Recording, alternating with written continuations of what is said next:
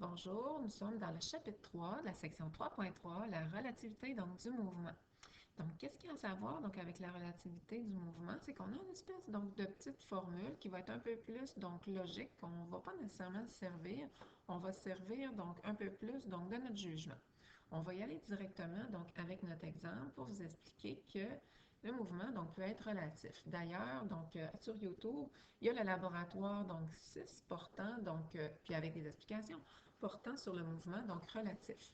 Donc, dans mon exemple, une étudiante, donc vous êtes allé corriger, là, il y a des E pour que ça fitte avec le reste de la question, se déplace dans un autobus pour aller parler au chauffeur à une vitesse de 0,5 km/h. Autrement dit, nous sommes dans un petit autobus, comme ça, ici, difficulté à dessiner un autobus, surtout avec mon petit stylet. On va aller mettre des fenêtres pour notre autobus. Et qu'est-ce qui est important, c'est que dans notre autobus, il y a une passagère, autrement dit, une étudiante. Cette étudiante-là, sa vitesse, elle va marcher vers le chauffeur. Tiens, vitesse étudiante, va marcher vers le chauffeur à une vitesse de 0,5 km/h. Elle avance, avance, avance, avance, avance vers le chauffeur. L'autobus, elle, ben c'est sûr qu'elle n'est pas immobile, elle est en mouvement. Elle aussi avance avec une certaine vitesse. Vitesse, tiens, autobus, qui va être de 60 km/h.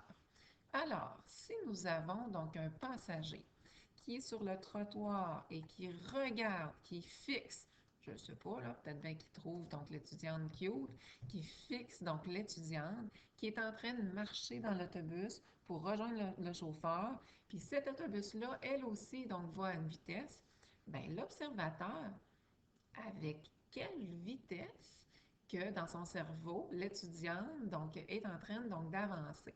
Donc, on veut aller chercher finalement quelle sera la vitesse de cette femme du point de vue de l'observateur qui se trouve sur le trottoir.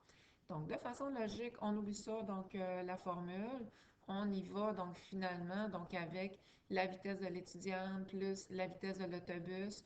Donc, nous, ben, l'observateur qui est sur le trottoir aura l'impression que l'étudiante va à 60,5 km/h, donc tout simplement. Donc, autrement dit, tout dépendant de notre point de vue, tout dépendant là, finalement de notre point d'observation, ben, le mouvement va paraître différent.